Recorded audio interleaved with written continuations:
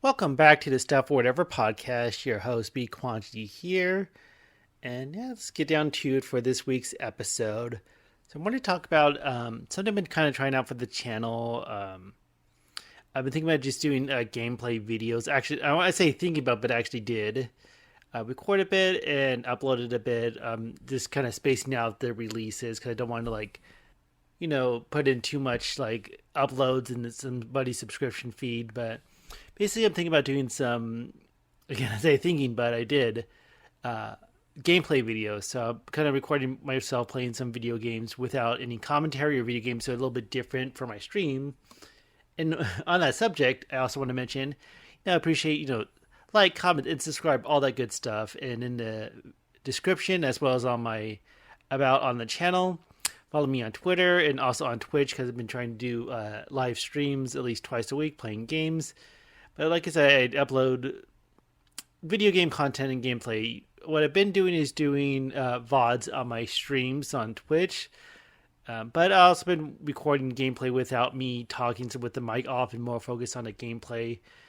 Kind of just more like games that have short runs or maybe bits that are fun to watch. And I appreciate in the comments below if there's any like good games to like speed run, especially like on Steam, like those indie games. Like I uploaded this week, the published this week is the Super House of Dead Ninjas. So I did a run of that. Something that, like a game you can beat in about like 15 to 30 minutes, kind of like a roguelike one. One I'm thinking about diving. I don't own the game yet, but Noita seems like a fun one, so I want to try that. I do have Binding of Isaac, so I might even stream that too. But I'm thinking like stuff that make interesting gameplay, like little segments too.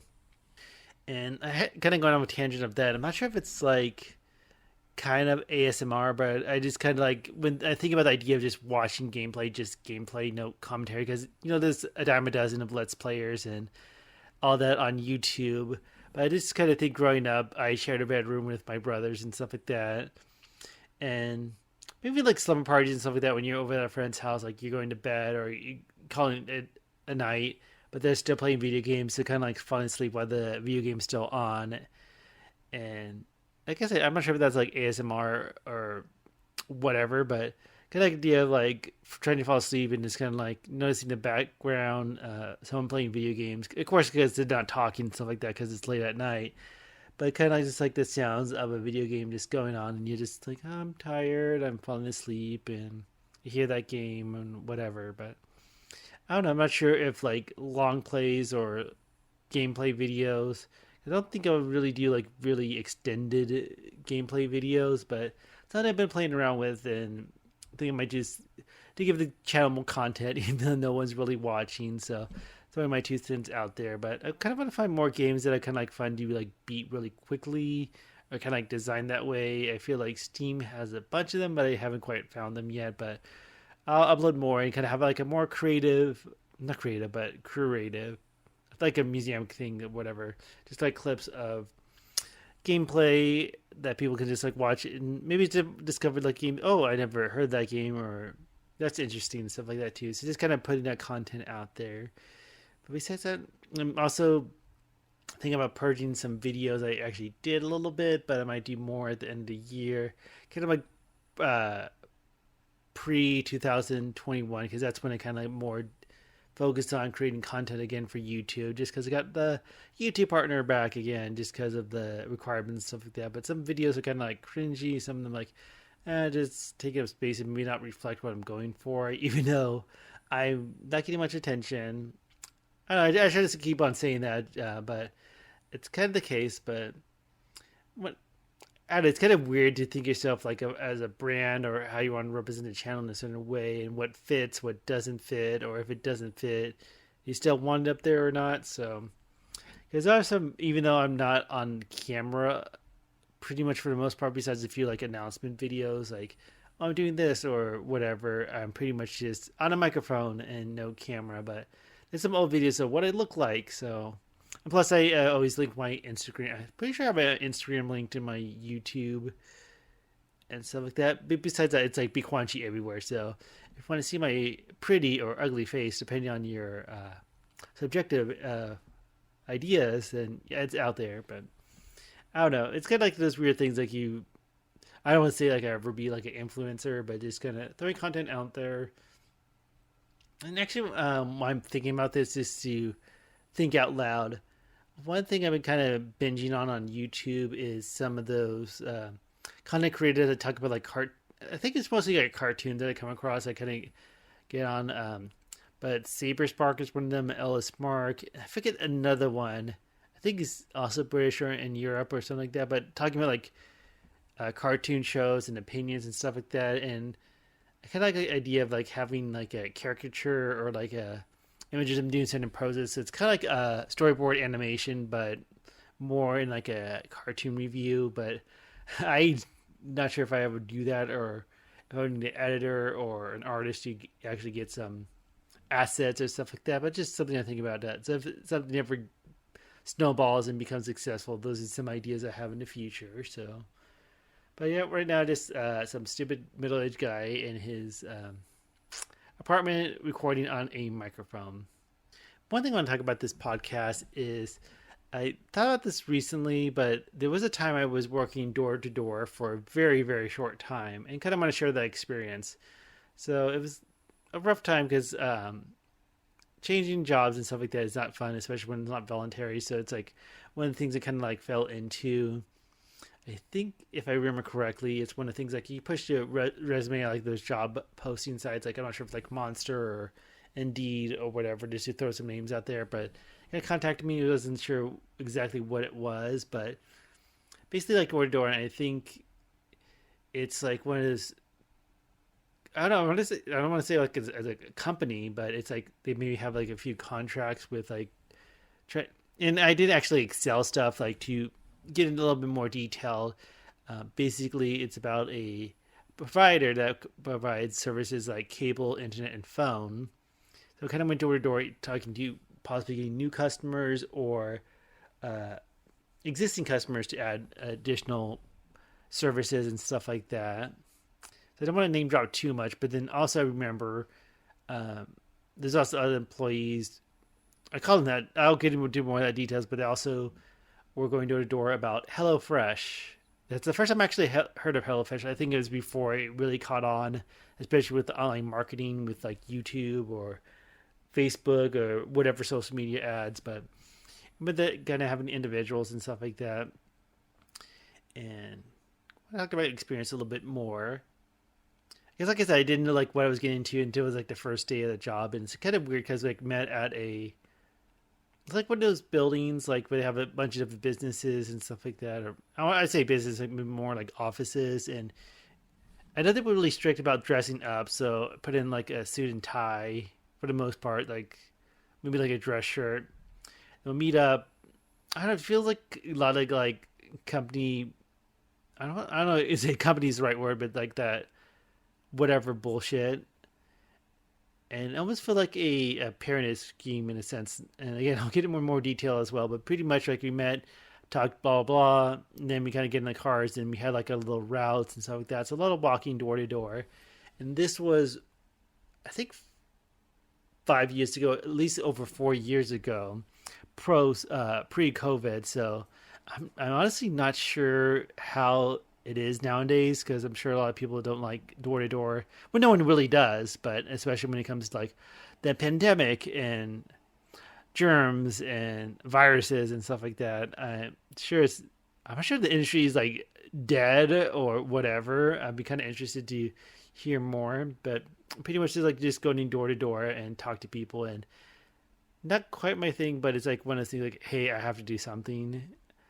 And one thing about that is like I was still kind of searching for a new job, so and that would be like a little cherry on top of the story. But yeah, it's kind of a weird experience, and fortunately, is like I use the term pyramid scheme, but it wasn't as bad because you don't spend money. Because I hear like stories or I heard on podcasts or even on TV shows like I think it's on Hulu, but that one show Bullshit with Penn and Teller did a really good episode. It wasn't quite so like door to door, but I talked about like when you invest your own money to be in quote unquote ambassador for a product or service. Like I remember in the Bullshit episode, there's it's like a meat thing, like a guy like got a bunch of meats and like had like a grill party to like samples a lot of the meats that they have and try to get people to buy it or even become an ambassador. And I think there's other stuff like I don't want to say Tupperware party because I feel like that wasn't an episode, but when it's like you have little parties and try to sell stuff, I know like women have those certain parties when it talks about like maybe makeup or even like sex toys and stuff like that. But it's like one of the things like, hey, buy this, they can show it off and get more people to buy it, or even get more people to agree or sign contracts or agreements or whatever, so they can sell the product for us as well. So it's like getting other ambassadors and maybe you get a little bonus for that too. But it's kind of like a long run a pyramid scheme. I thought of examples too, like a knife set or a vacuum cleaner, but it's like one of those things that it's not about how you succeed or fail. It's just like if you succeed, yeah, that's great. They get more money, but if they don't, then they sold you a knife set, or they sold you a vacuum cleaner, or they sold you a big sampler of meats or whatever. So I say if there's ever like an employment job opportunity that requires you to spend money, then it might not be a good job to go for. And I think within reason, because I think sometimes you have jobs like where you have to like maybe buy some more clothes, like maybe more, I wouldn't say like casual clothes, but maybe more like business casual or safety, things like safety shoes or stuff like that. So if you might have to like sensibly buy like clothes or something like that, or a lot of times companies would have like reimbursements too, like for like tools or whatever. There's so many different subjects with this, but if you spend money just to make money, then it may not be a good job because it's like they want you to make money, but if you don't, they still make money. So it doesn't matter if you succeed or fail, but all that. But if it's, I don't know, it's kind of a tough experience because I'm kind of more of an introverted person, so I don't like going door to door talking to people and stuff like that. In some sense, again, I'm not sure if it's still a thing nowadays with the world, how it is. But I remember getting routes and like, I think they got it from like companies, so it's like one of the things like we weren't just going at random, but a lot of people, they don't want to answer the door, and we're supposed to like. I think the deal is we have to visit the house at least 3 times on the route, unless we actually talk to the person and all that. So it's like when it's if you ignore the doorbell the first time or the second time, they're still going to ring the doorbell. I mean, even this one thing, we have like no soliciting signs. They will ignore that. Like I remember I'm not sure if like my supervisor or whatever you want to call it, but they had like a meme page, and it was like a meme of Stevie Wonder, the blind musician, and it's like what door to door person, like what no soliciting sign. Like they will ignore that unless it's something like really specific, like if someone like handwritten a note and all that. But if you get the generic ones, like they will ignore that, act like they didn't see it, or whatever. And it's kind of like a sales position too, because it's kind of like I'm going to talk about kind of like building relationship or rapport with people. And I'm not saying this just so you can call people out on that, but it's like funny things like they would notice like if you have a sports team like flag or something on your front porch, like, oh, you like that football team? I like that football team. Or if they talk with you and you like mention you have a son, oh, I have a son. Or if you mention if your child plays soccer, and, oh, my child plays baseball and stuff like that. So it's kind of weird. And from when I experienced, like I worked with a couple of people too, but it's kind of, I would say complete bullshit, but they kind of like lie to build rapport, like, oh, you have a dog at the door, I have a dog, and stuff like that. So you kind of notice that sometimes. And I even noticed that like a while back when I was shopping for a car, maybe a year or so. But it's kind of funny if you like test driving a car and then the car salesman, like, oh, I drove this car before, like I had this make or this model or whatever. And you kind of wonder like if they really did, or if they're saying that so they can kind of like be, what's that one word, like not like about the testimony, like they can give a testimony about the car, but you don't even know if they actually own it or not. And like I said, I don't want to say call people out on the bullshit and stuff like that, especially if they're just trying to do the job.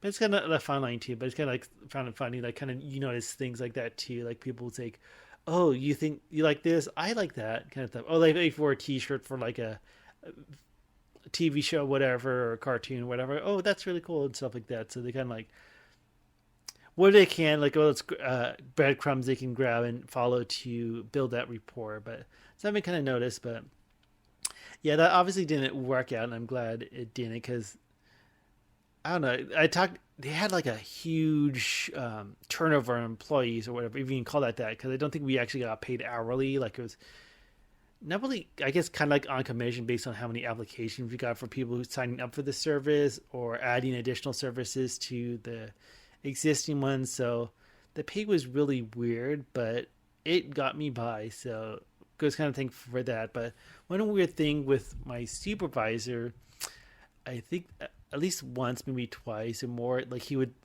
put applications but put it under my name to credit me for them, even though I didn't actually do it. Because every time we kind of like separate out, like we didn't like always do a buddy system and stuff like that. But I feel like he gave me more credit than he should have because I think it's like when it's gonna go back to like the pyramid scheme kind of aspect of it. Is like, hey, if people under you are successful, then you look more successful and kind of moving up like all that.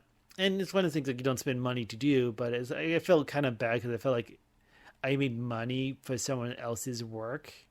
But again, he did it all on his own. I didn't even ask for it. It's like one of those things like it's kind of like too late to really notice. Like, oh, because you don't want to be like, oh, why did you do that kind of thing? Like, oh, okay, you did that. But yeah, I just remember my last few days, dude, because they were kind of strict at first, like in the first couple of days, like, hey, be on work on time and stuff like that. And I remember like during the time I was looking for the job and I was a little bit late because I had a job interview. But like, okay, kind of got this conversations, and then it's like one of those things like there was a expectation of like, hey, you have to turn in this many applications in a week and stuff like that. And it's like, well, I didn't fulfill my quota, and I remember having that conversation and stuff like that. In the back of my mind, because at that point I had another job lined up for the next week, so it was like almost telling them, hey, I'm not coming back in the next day, but it's like more than telling me, hey, this isn't a good fit or whatever. I just remember like I don't think it was a show, but I had like a shit eating grin and thinking like, oh no, I didn't. I guess this isn't working out. Oh well. But I was like, bitch, I have a job set up next week, so I'll just enjoy a 5 day weekend and stuff like that. So I just kind of remember that feeling too. Like, I kind of feel bad because I remember one person at least work with because you kind of like carpool and stuff like that too, but they kind of like struggle like making sure bills are paid and stuff too. When you have this conversation, like, it's not something you want to get into. Like, it's not stable.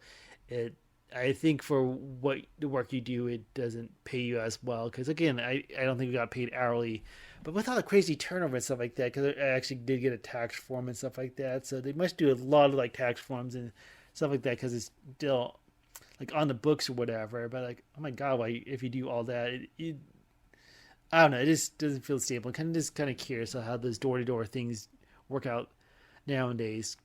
It also reminds me of the King of the Hill episode. I trying to think what it was about exactly, but like Peggy got into like one of those pyramid schemes, kind of like selling stuff, and then she got the neighbor Bill to like sell a lot for her just because he like wants to impress her and stuff like that. So that was a good episode. I think that really like shows the thing like, oh, if you don't sell it, then you kind of screwed over. So it's like one of the things like if you have to invest money, you can get screwed over, but either way, it's not really the best situation. At least that's my 2 cents. So, okay, one thing I want to talk about, I noticed down in my little notebook about different subjects to talk about, but my kind of 2 cents about those high school dreams you have, like you're an adult, you're well past being in high school, but you have those dreams that you back in high school, and it's like a huge anxiety dream. You like don't know what your schedule is, you don't know when the class is, you can't open your locker, late to class, you didn't do your homework and stuff like that. And I had a few of those.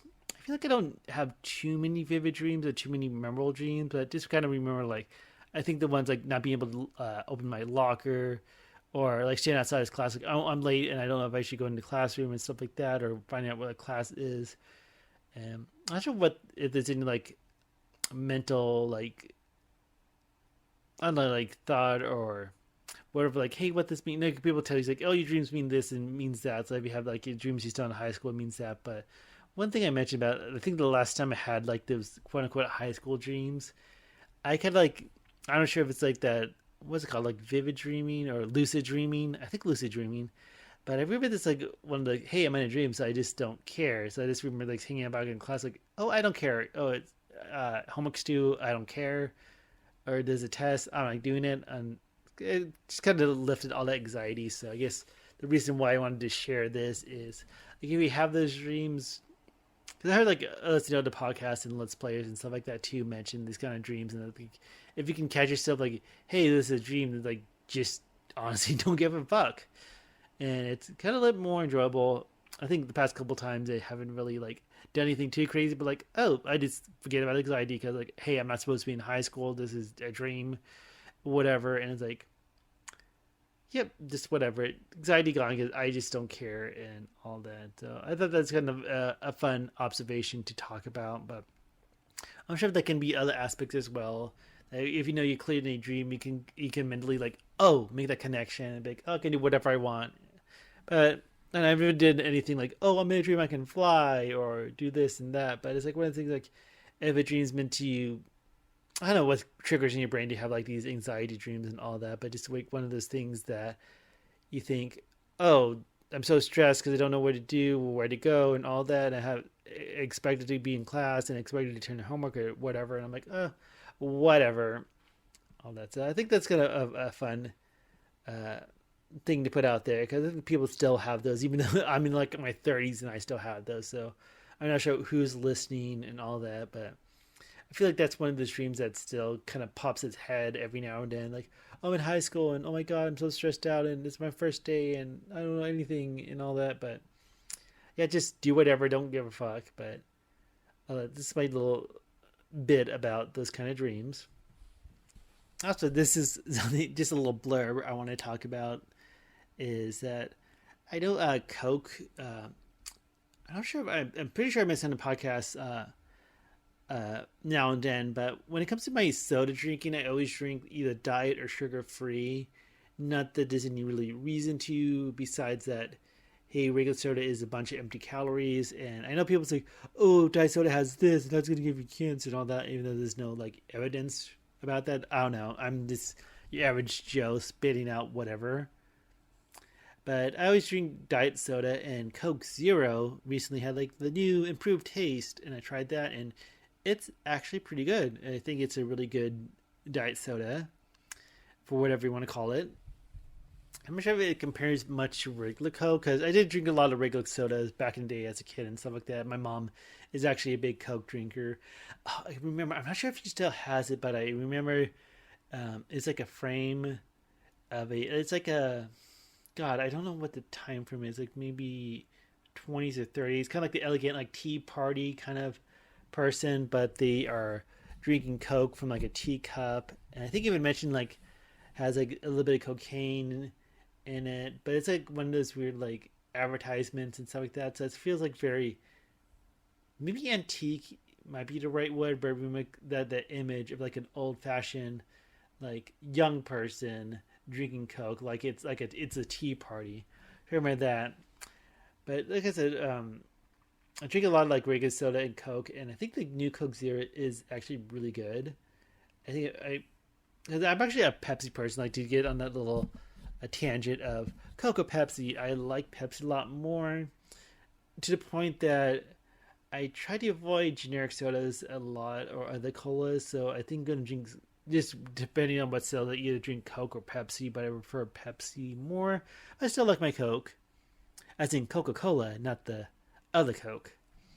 Yeah, the new Coke Zero is really good, and also kind of like I don't know how to say like blows my mind, but it's kind of interesting how a lot of these sodas have like different variations, and kind of wonder when they're gonna simplify because like Diet Coke and Coke Zero are pretty much like Diet Coke in a sense. I'm not sure if they're gonna always keep Diet Coke just because of the branding. It's been around for so long, so and just like Pepsi and Diet Pepsi and Pepsi Zero sugar. I'm not sure if they're always gonna keep that. Cause I kind of feel like it kind of bloats and almost kind of like competes with themselves. Because I'm sure like I'm not sure if we can break it down with like the zero sugar versus a diet, like if there's much of a difference. I almost feel like they have the same artificial sweeteners, and I know that's a whole different conversation too about like, oh, that sweetener does this or that or whatever causes that or whatever, and stuff, stuff for whatever podcast. But yeah, I also noticed like some sodas like A&W, I think Dr. Pepper is kind of moving away, where they kind of drop the diet and just have the zero sugar. So who knows what that's going to be. Although my one complaint, speaking of Pepsi products and diet, I don't think there's a diet version of Sierra Mist, which is Pepsi's lemon lime soda, and I really wish there were, because I don't think I tried Sierra Mist in like years, if not maybe a decade. I'm trying to think when I switched over to diet sodas, at least sodas with low or zero calories. But Pepsi doesn't have a low calorie lemon lime. Like, Coke has Diet Sprite, there's Diet 7 Up, and plus all the generic ones out there. But I actually don't see that often too much. I think like with generics, it's usually like Diet Coke, but I think some have Diet Lemon Lime. But I really wish Sierra Mist did have that. But oh well. But that's my little tangent about Coke Zero on that. And then, I guess one last little thing I want to talk about is a bit on my mind. Oh, I don't honestly like it's been on my mind, like obsessing about this. Like, oh my god, how does this happen, or like how does this work in the world? But I was actually thinking about the witness protection program because I'm not sure. I didn't even. I just got, besides my random thinking, I haven't done any research, but I always feel like it's a big like thing, like you witness a crime or something like that, and you're in the program and hide from society. But what I thought about this is like, how does that work in this day and age? Like when it's so much like social media and people want to take selfies or make a bunch of relationships with different people and friends, especially like facial recognition when it comes to like seeing cameras or again like social media and Instagram and stuff like that. Like if the witness protection is still a really big thing, like how does that really work? Like if someone has to be in a program like it was a crime would testify and it had to be on a protection, for their own benefit and for their own well-being, like do they talk to them and it's like, hey, you can't take selfies, you can't have a social media account, you can't be on Twitter, you can't be on Instagram, you can't be on Facebook and stuff like that? Because my impression of the witness protection program is kind of like erasing a person, so it's like they don't exist, or at least like give them a new name, give them a new identity so that no one would recognize them. I'm not sure if they ever get too crazy, like in terms of like changing their appearance, or even though like plastic surgery or anything like that. Like, but I wonder just how that works out, because I'm not sure if they even like talk to the immediate families. If someone's adult and had to be witness protection, like tell their parents like, hey, I have to go in hiding, don't talk about me and stuff like that. Like, so then people don't think like, oh my god, this person's missing. Are they dead? What's going on with them? Because you always hear like crazy stories about like crimes and murders and abduction and stuff like that. So if someone under witness protection, like what do people think? Like, oh my god, I can't find my cousin or whatever, or my old high school friend. And then like they post something online and people jump on board, like trying to research because makes me think. I haven't too many documentaries, but I think about that one that sticks in my mind, like "Don't Fuck with Cats" on the Internet, and that's a really good one on Netflix if you haven't seen it. How people can like be really investigative and like, oh, this person took a selfie here, and they like look at a selfie, oh, I can pinpoint where that intersection is, where that building is, what floor, what apartment they can possibly be in. Like people being doxxed as well. I'm not sure how crazy that goes, but imagine somebody in a witness protection program and somebody who honestly like thinks this person's missing, or honestly think that person something happened to them, and they want to find out more or try to do some investigative work, and they like do this and that, and they get people online like, oh my god, we got to find this person, this missing person, and all that, and all of a sudden they do, like, well shit, I was trying to be in hiding and now I'm exposed and I was in a witness protection program and all that. So I'm wondering how that plays, because I'm sure like if someone makes a lot of connections, would it be what do you want to call it, like immediate family, and then the opposite of that, like second, third cousins and stuff like that? Like how do you tell everyone, because you can't really tell everyone you're in witness protection program. I think that's the thing, you just don't want everyone to be in the know. But if not like people in the immediate family, but a lot of like friends or whatever, like if they get like concerned about someone's well-being, they don't know that they witnessed something and they need protection, or they need to be in hiding, or if they need to be in disguise and all that. And then imagine getting a cover blown just because someone like did some investigative thing and people like teamed up like, oh god, we got to find this missing person. And Yep, they kind of expose someone who was hiding. And then one of those things, like, I don't think people really have the willpower these days, like, not to post a selfie or not engage in social media and stuff like that. Or I'm sure all the aspects, like if they give them like new social security numbers and identities and stuff like that. I'm not sure how involved that is or if those measures are as necessary. But the world's a crazy place. But one of the things that I was thinking about, like, how does that work? Because honestly, besides like TV shows and stuff, that my only real thought about exposure to witness protection. I think there was an old movie with Mary Kate and Ashley, like in the witness protection program, but they keep on blowing the cover. I think that was a little montage bit in the beginning of the movie and stuff like that. I remember one part like they got placed into like a Amish community and like we're in the witness protection program just so they can move somewhere else. But just makes me wonder like how that works this day and age when it comes to so many cameras everywhere, social media, and faces can be recognized and all that. But my crazy little thoughts and ideas when it comes to that. But I think that's kind of a good way to wrap up this podcast. So thanks for listening. Comment below any things I mentioned and subscribe, follow. Like I said, more coming to the channel in terms of like just gameplay with no commentary. I'm not sure if that's gonna. I do that kind of curious if that's gonna perform better than my stream VOD and see what is. And I don't know. It's like one of those things. Like if it's something, but if something becomes more, I might be willing to put in more effort in terms of content on the channel. But it's just some stupid guy with a microphone and a laptop doing stuff or whatever. Hence the name of the podcast. But we'll see how things go as time goes on. But yeah, enough rambling. That will do it for this episode. And y'all take care. Love ya. And until next time, bye.